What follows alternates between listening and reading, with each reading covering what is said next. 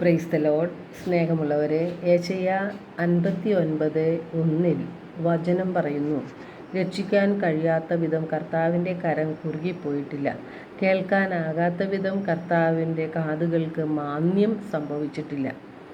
ദൈവത്തിന് നമ്മെക്കുറിച്ച് കരുതലും നമ്മോട് കരുണയുമുണ്ട്. സങ്കീർത്തനം 115:12 തിരുവചനം പറയുന്നു, കർത്താവിന് നമ്മെക്കുറിച്ച് വിചാരമുണ്ട്, അവിടുന്ന് നമ്മെ അനുഗ്രഹിക്കും.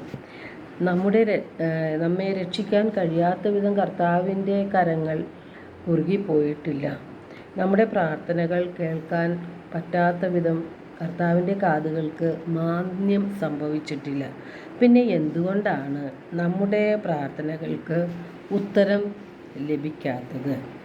നമ്മുടെ പാപങ്ങളും അകൃത്യങ്ങളുമാണ് നമ്മെയും ദൈവത്തെയും തമ്മിൽ അകറ്റിയിരിക്കുന്നത്.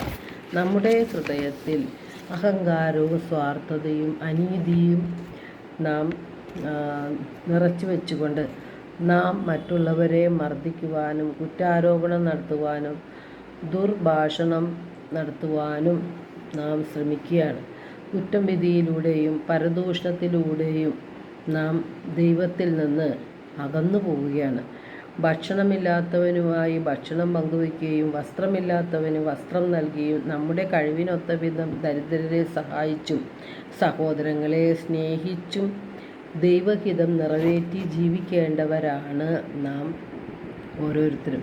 അങ്ങനെ നാം നമ്മുടെ പാപങ്ങളും ദുർചിന്തകളും ദുർപ്രവർത്തികളും അവസാനിപ്പിക്കുമ്പോഴാണ് ദൈവം നമ്മുടെ പ്രാർത്ഥനകൾ കേൾക്കുന്നത്. യെശയ്യാ 58:9 തിരുവചനം പറയുന്നു, നീ പ്രാർത്ഥിച്ചാൽ കർത്താവ് ഉത്തരമരുളും, നീ നിലവിളിക്കുമ്പോൾ ഇതാ ഞാൻ എന്ന് അവിടുന്ന് മറുപടി തരും. നാം പല കാര്യങ്ങളെക്കുറിച്ചും ഉത്കണ്ഠാകുലരാണ്, ആകുലരുമാണ്. നമ്മുടെ ഉത്കണ്ഠകൾ നാം വഹിച്ചുകൊണ്ട് നടക്കുകയാണ്. അപ്പോൾ നമ്മുടെ മനസ്സിൻ്റെ ഭാരം വർദ്ധിക്കും.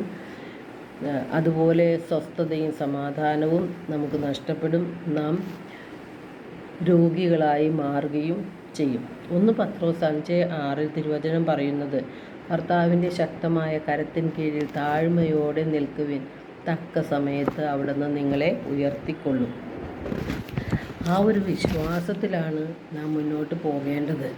ദൈവം പറയുന്ന ദൈവത്തിൻ്റെ വചനങ്ങളിൽ നമുക്ക് ആഴത്തിലുള്ള വിശ്വാസം ഇല്ലാത്തത് കൊണ്ടാണ് നാം നമ്മുടെ ഉത്കണ്ഠകൾ ദൈവത്തിന് ഏൽപ്പിച്ചു കൊടുക്കാത്തത്. എല്ലാ ഉത്കണ്ഠകളും ആകുലതകളും നാം തന്നെ ചുമന്നുകൊണ്ട് നടക്കുകയാണ്. അതുകൊണ്ട് എന്താണ് സംഭവിക്കുന്നത്? നമ്മുടെ മനസ്സിൻ്റെ ഭാരം കൂടുന്നു, ദേഷ്യ സ്വഭാവമുള്ളവരായി മാറുന്നു, നാം തന്നെ പ്രശ്നക്കാരായി മാറുന്നു, നാം മറ്റുള്ളവർക്കും പ്രശ്നമുണ്ടാക്കി സമാധാനവും സന്തോഷവും നശിപ്പിക്കുകയാണ് നാം ചെയ്യുന്നത്. നാം സ്വസ്ഥമായിരുന്ന് ദൈവത്തോട് നമ്മുടെ ആകുലതകളും ദുഃഖങ്ങളും പ്രയാസങ്ങളും ഉത്കണ്ഠങ്ങളും പറയുമ്പോൾ നമ്മുടെ ദൈവത്തിന് അസാധ്യമായിട്ട് യാതൊന്നും ഇല്ല. അതിനാൽ നാം എല്ലാം ദൈവത്തിന് വിട്ടുകൊടുക്കണം, ദൈവത്തിൽ ആശ്രയിക്കണം. യെശയ്യാ 43:4-5 തിരുവചനങ്ങളിലൂടെ കർത്താവ് അരുളി ചെയ്യുന്നു, നീ എനിക്ക് വിലപ്പെട്ടവനും ബഹുമാന്യനും പ്രിയങ്കരനുമാണ്, ഭയപ്പെടേണ്ട, ഞാൻ നിന്നോട് കൂടെ ഉണ്ട് എന്ന്. യെശയ്യാ 40:31 തിരുവചനം പറയുന്നു, ദൈവത്തിൽ ആശ്രയിക്കുന്നവൻ വീണ്ടും ശക്തി പ്രാപിക്കും, അവൻ കഴുകനെ പോലെ ചിറകടിച്ച് ഉയരും, അവർ ഓടിയാലും ക്ഷീണിക്കുകയില്ല, നടന്നാൽ തളരുകയുമില്ല. ദൈവമാണ് നമ്മെ ശക്തിപ്പെടുത്തുന്നത്. ദൈവത്തിൻ്റെ വിജയകരമായ വലത്തുകൈ നമ്മെ താങ്ങി നിർത്തുകയാണ്. ജെറമിയാ 29:11 കർത്താവ് പറയുന്നു, നിങ്ങളെക്കുറിച്ചൊരു പദ്ധതി എൻ്റെ മനസ്സിലുണ്ട്, അത് നിങ്ങളുടെ നാശത്തിനുള്ളതല്ല, ക്ഷേമത്തിനുള്ള പദ്ധതിയാണ്, നിങ്ങൾക്ക് ശുഭകരമായ ഭാവിയും പ്രത്യാശയും നൽകുന്ന പദ്ധതി. പൂർണ്ണ ഹൃദയത്തോടെ നാം ദൈവത്തെ അന്വേഷിക്കുമ്പോൾ ദൈവത്തെ കണ്ടെത്താൻ നമുക്ക് സാധിക്കും.